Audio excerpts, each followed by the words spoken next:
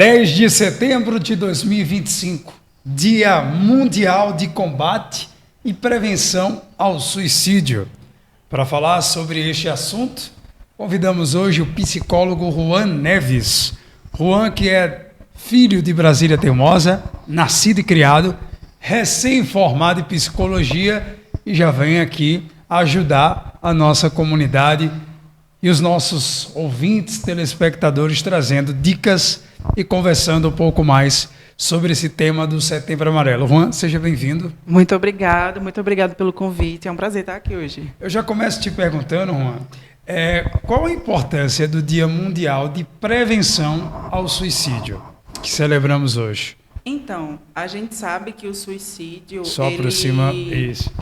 Ele ainda é um tabu muito grande, né? Sim. A questão da gente falar sobre suicídio é um tabu muito grande porque gera muitos gatilhos e a gente precisa realmente tomar muito cuidado. Porém, a gente não pode omitir esse tipo de situação, que é algo que é muito comum. Por exemplo, aqui no Brasil, o maior número de mortes que tem hoje no Brasil é por conta do suicídio, entre os jovens entre 15 e 25 anos, né? Então, é algo que a gente deveria estar bem atento. O Setembro Amarelo ele não começou aqui, né? Começou lá nos Estados Unidos, lá em 1994, quando um rapaz de 17 anos ele tirou a própria vida. Então, em forma de solidariedade, né, de sororidade, os amigos no velório dele entregaram algumas cartas com as fitas amarelas. Ele era muito fã de carro, então ele tinha um Mustang amarelo, então por isso as fitas amarelas. Então eles fizeram isso em prol para justamente quem estivesse passando por alguma dificuldade, algum problema de saúde mental, buscasse ajuda. Até porque a gente sabe que hoje em dia a saúde mental é o pilar da nossa vida. Independente de qualquer coisa, a gente precisa ter saúde mental para a gente conseguir lidar com as situações que acontecem no nosso dia a dia, né? Seja do mais básico ao mais trágico. Ô Juan, por que falar de saúde mental é uma forma de prevenção? Porque quando a gente fala de saúde mental, a gente está falando sobre a vida, literalmente sobre a vida. A gente sabe que tudo o que acontece a gente precisa processar. Então, quando a gente começa a falar sobre saúde mental, sobre a importância da saúde mental, a gente está visibilizando uma questão que realmente no passado era muito omitida. Por exemplo, hoje temos o Setembro Amarelo, temos o Janeiro Branco, que é justamente em prol à saúde do trabalhador. Não sei se você sabia. Uhum. Tem o Janeiro Branco, que é justamente em prol à saúde do trabalhador. Então, são coisas que a gente precisa fazer para as pessoas terem consciência de que saúde mental não é uma besteira, que a gente precisa realmente tratar e que quanto mais a gente deixar isso para lá, deixar isso de lado, a gente vai piorando a nossa situação e pode acabar entrando em questões muito mais profundas e mais difíceis de ser resolvidas. Como é que a gente percebe os sinais de uma pessoa que quer cometer suicídio? Então, essa questão, né, de cometer suicídio, existem vários sinais. Por exemplo, pessoas que se isolam muito, que simplesmente deixam de fazer certas atividades que antigamente sentiam muito prazer em fazer. Você vê que aquela pessoa ela está passando por uma dificuldade, mas ela não consegue conversar, ela não consegue externar aquilo para alguém. Então, são alguns sinais que realmente a gente precisa ficar atento, principalmente no meio dos jovens, no contexto escolar, no contexto educacional, principalmente, que hoje em dia a gente sabe que a internet, né, é influenciadora de várias questões de saúde mental. Então, a gente precisa realmente ter simpatia com essas pessoas. Se você tem algum conhecido, se você tem algum colega, amigo que está passando por alguma situação, conversar com aquela pessoa, mostrar que você está ali, que você tem empatia pelaquela situação, deixar aquela pessoa falar, porque muitas vezes, quando a gente fala, a gente consegue colocar para fora aquela dor, aquela mágoa que a gente sente. Então, quando a gente está conversando com alguém, quando a gente presta essa atenção a alguém, a gente consegue minimamente minimizar essas questões de saúde mental e prevenção ao suicídio. Na tua visão como psicólogo, piorou mais essa situação de suicídio, de saúde psicológica depois da pandemia? Muito. Porque, assim... a pandemia foi uma surpresa para muita gente, né? Para todos nós, na verdade, mundialmente falando, né? Então, foi uma questão que ninguém estava preparado. Então, assim, esses anos de lockdown, né? Foi 2020, 2021, até os meados de 2021 em lockdown, a gente teve que se privar de muita coisa. Então, a nossa rotina foi diferente, a nossa visão de mundo mudou por conta dos cuidados que a gente precisava ter. o uso de máscara, álcool em gel. Então, tem gente que até hoje ainda passa por essas sequelas, principalmente as crianças, que nasceram nesse momento da pandemia, né, do lockdown e tudo mais. Então, muitas pessoas ainda têm muitas sequelas, têm fobias sociais, não conseguem mais sair, porque acham que pode acontecer alguma coisa, pode adquirir o corona ou qualquer outra questão. Mas, com certeza, piorou muito, muito, muito, muito. E ainda tem muita gente que vê a saúde mental como um tabu. Então, o que dificulta mais é isso. Acha que é uma besteira, acha que é frescura, como nos tempos antigos, né? As pessoas falavam que era frescura. Então, assim, é algo que ainda está muito abstrato, mas, ao mesmo tempo, está tendo uma visibilidade maior, porque a gente está conseguindo, aos poucos, mostrar, né, que isso não é uma questão de você ser menos forte ou algo do tipo, muito pelo contrário. Entendi. E quais dicas você traz sobre prevenção da saúde mental? Como assim, Vitor, prevenção da saúde mental? Veja, nós vivemos em uma sociedade que em vários pilares alcançamos gatilhos, podemos dizer assim, para derrubar a nossa saúde mental. E isso começa dentro de casa. Veja, às vezes você chega eufórico para contar uma conquista. Vamos usar como exemplo o pai, a mãe, que geralmente ali vem numa ideia de que meu filho e minha filha têm que estudar o que eu quero, tem que ser da profissão que eu quero. E aí você tem uma conquista. Passei no vestibular de veterinário. Mas o pai queria que você fosse policial militar.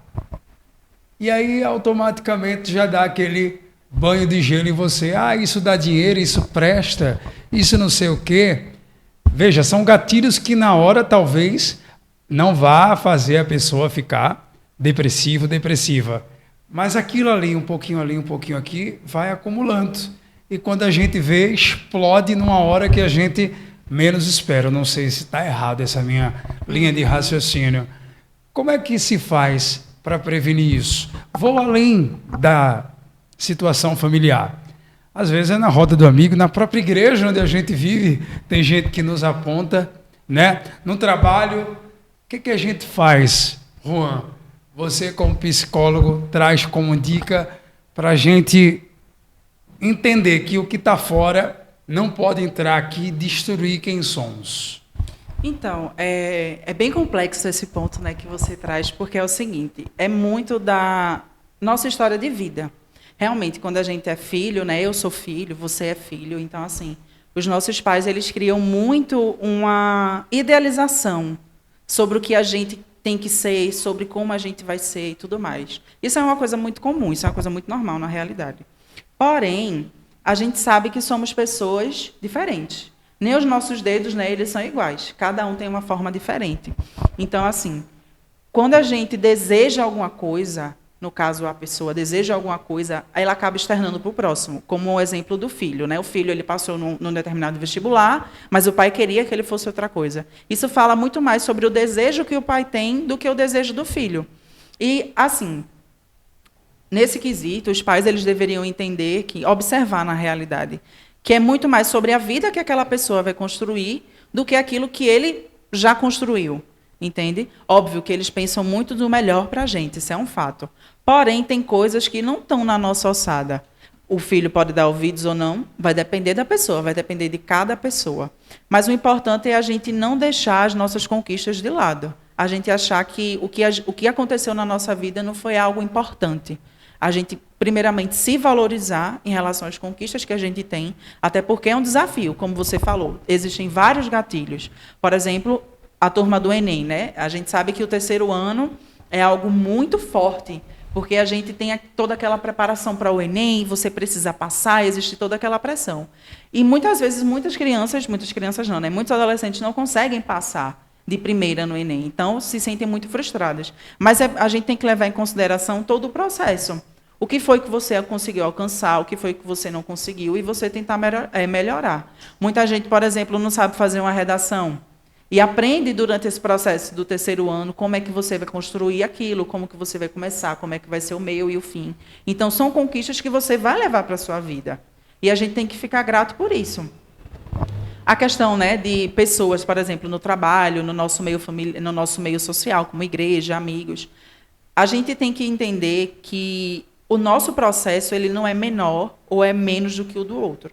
Cada um tem a sua dificuldade, cada um tem seu ponto de, como eu posso dizer, o seu ponto crucial, vou colocar nesse termo, mas assim, a gente não pode realmente minimizar a conquista do outro.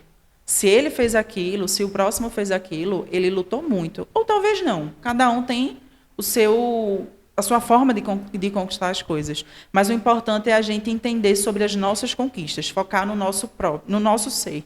E esquecer um pouquinho do outro. Até porque a gente pode mudar a nossa vida, mas a gente não pode mudar a do outro. Ô Juan, por que o ser humano ele tende a valorizar mais o que é negativo do que positivo? Por exemplo, existem 5 pessoas que elogia o teu trabalho como psicólogo. E existe mais 5 que falam mal.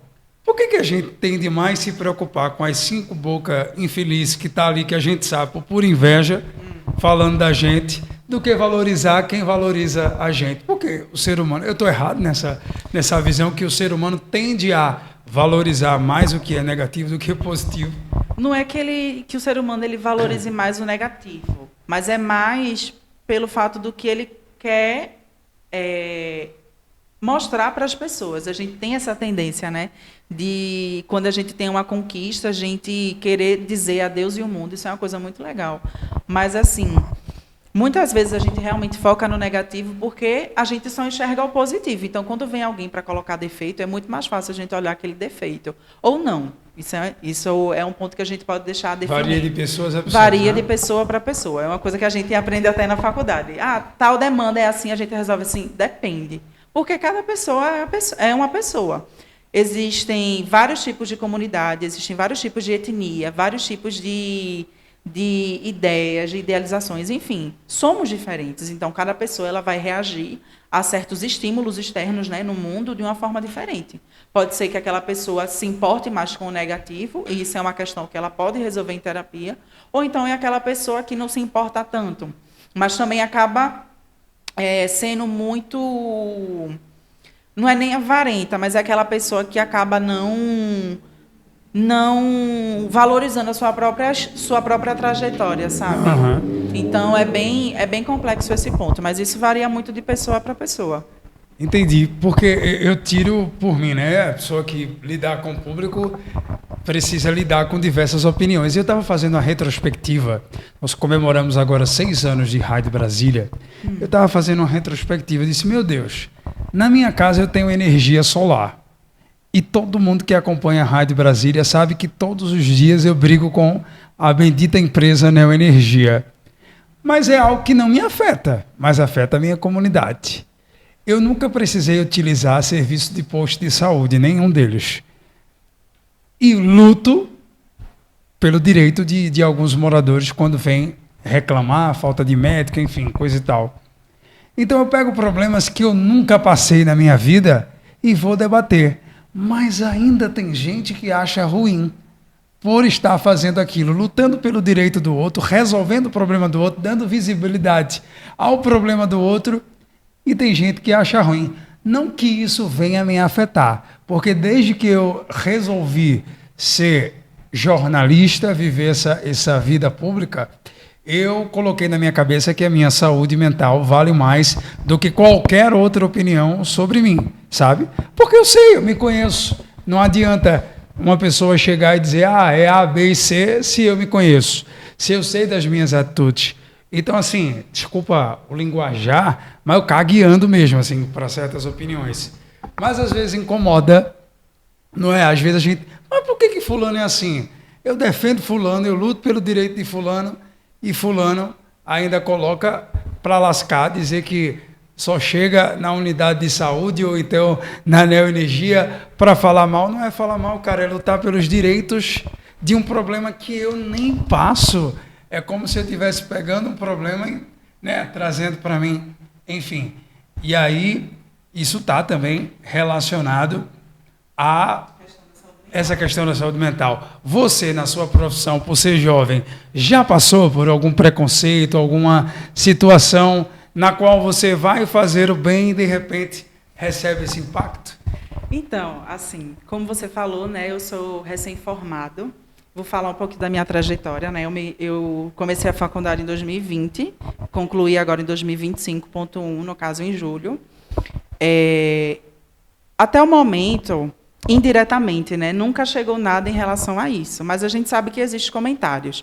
Por exemplo, de eu ser muito novo, de esse menino realmente você já viu o diploma dele, a carteira dele, são coisas muito comuns, por conta da faixa etária, por conta do jeito e tudo mais. Mas, assim, a gente precisa entender que se a pessoa está fazendo aquilo é em prol a alguma coisa maior. E se o próximo ele está achando aquilo ruim, é porque alguma coisa para ele, alguma coisa que está acontecendo está afetando ele. Incomoda, né? Está incomodando ele. E isso é uma questão dele, que o próximo precisa resolver.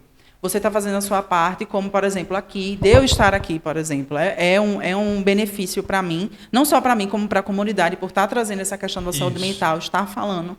Mas, assim, óbvio que existem pessoas que não gostam, que acham que isso não é importante, mas também é devido à criação, à geração das pessoas, né? Hoje em dia, a gente tem acesso muito fácil às coisas. Então, é muito mais prático a gente conseguir informação. Mas tem gente que ainda acha que isso tudo não importa. Que isso tudo não importa. Então, acaba sendo difícil. Como na terapia, a gente encontra pacientes que são muito complexos de lidar, que não querem passar por aquele processo. Então, a gente precisa ter muita paciência, a gente precisa mostrar que aquele ambiente é um espaço seguro, que aquele ambiente é um lugar seguro, que tudo que vai acontecer ali é sigiloso. Então, a gente precisa ter essa inteligência emocional. Isso é a chave, é ter inteligência emocional. A gente precisa ter noção de que o que é da gente, o que é do próximo, como você falou no início, né? O que é da gente, o que é do próximo, o que eu preciso me preocupar e o que eu não preciso me preocupar. Se o que eu estou fazendo, como você falou, né? Você é uma pessoa que é muito ativista aqui na comunidade, você move céus e terras por bastante coisa. Mas, assim, como você nunca usufruiu de certos serviços, mesmo assim você luta. Então, isso é uma coisa positiva. Se certas pessoas não gostam, aí é um problema da pessoa. Mas o importante é o apoio que você está tendo. Como, por exemplo, a questão da saúde mental. É algo que é muito difícil de você trabalhar. A questão do suicídio é muito difícil de você trabalhar.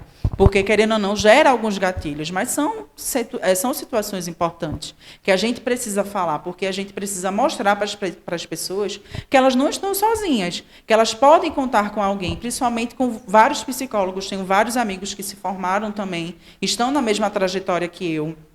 Então, é difícil, a gente lida com várias situações, com vários comentários negativos, né? Mas o importante é a gente focar, como eu falei, na nossa trajetória. Como que a gente chegou até ali, qual foi o nosso processo, porque é isso que importa. Se a pessoa ela tem dúvidas sobre aquilo, por exemplo, questões assim, de duvidar que eu sou psicólogo, marca uma sessão comigo, tem o meu Instagram, meu WhatsApp, minhas redes sociais justamente estão aí para isso. Para quem quiser conhecer um pouco do meu trabalho, quem quiser entender sobre como funciona a psicoterapia, eu vou estar super disposto a ajudar. Muito bem. E aí eu te agradeço demais por eu agradeço o convite. Vir aqui conversar com a gente nesse Dia Mundial de Combate ao Suicídio, né? Prevenção e combate ao suicídio, para Setembro Amarelo, toda a vida importa. Para encerrar, eu gostaria que você deixasse sua mensagem como psicólogo sobre a vida, sobre viver, sobre saúde mental. Fica à vontade. Bom, a vida, ela não é uma receita de bolo, né? Não tem forma certa de viver a vida. Mas o importante é a gente usufruir dessa dádiva que a gente tem. Até porque tudo passa, tudo são fases. Então, a gente precisa focar em viver isso intensamente, mas também tendo consciência do que é importante, do que é da gente e do que é do próximo. Cuidar da saúde mental não é algo assim, você não é uma pessoa fraca, você não é uma pessoa incapaz. Muito pelo contrário, você é o mais forte de todos, porque você está buscando ajuda. E pedir ajuda não é você ser ruim ou você ser fraco, realmente. Mas o importante é você entender o estado que você está e onde você pode chegar com isso. A terapia, a gente fala assim, né? Eu falei isso até ontem nos meus stories. A terapia, você não precisa buscar só quando você se sente mal. A terapia é um lugar, a psicoterapia, na verdade, é um espaço onde você pode falar sobre várias questões, coisas boas, coisas ruins, você passar por alguma situação que você está enfrentando. Então, o importante é você ter coragem e passar por esse processo, que é um processo muito legal e ajuda muita gente. Muito bem, você acabou de ouvir o psicólogo Juan Neves. Mais uma vez, gratidão por sua participação. E a gente continua falando de saúde mental, de Setembro Amarelo. E esse foi mais um encontro com Vitor Cruz, aqui na Rádio Brasília Teimosa. Posso falar um pouquinho? À vontade. Só das minhas redes sociais, Sim, minha gente. por favor. Meu Instagram, Juan Neves, Ruan, Neves, psico. Estou lá no Instagram. Eu atendo particular. Atendo por plano de saúde na Clínica Mediar, nas Torres do Rio Mar. Faço um atendimento voluntário numa ONG aqui na Brasília, em prol a mulheres em situação de vulnerabilidade, o Instituto Encanta Moça, um lugar muito interessante. Então, como eu falei, você que nunca fez terapia, você que acha que isso é besteira, entre em contato comigo, vai lá no meu Instagram, tem o link do meu número para você poder conversar comigo. Vai ser um prazer conversar com você, um prazer lhe atender. E qualquer coisa, estamos aí. Muito obrigado, Vitor. Muito bem. Esse foi mais um encontro com Vitor Cruz, hoje falando sobre a prevenção do combate ao suicídio, Dia Mundial de Combate e Prevenção ao Suicídio. Até qualquer hora, aqui no encontro e na Rádio Brasília Teimosa.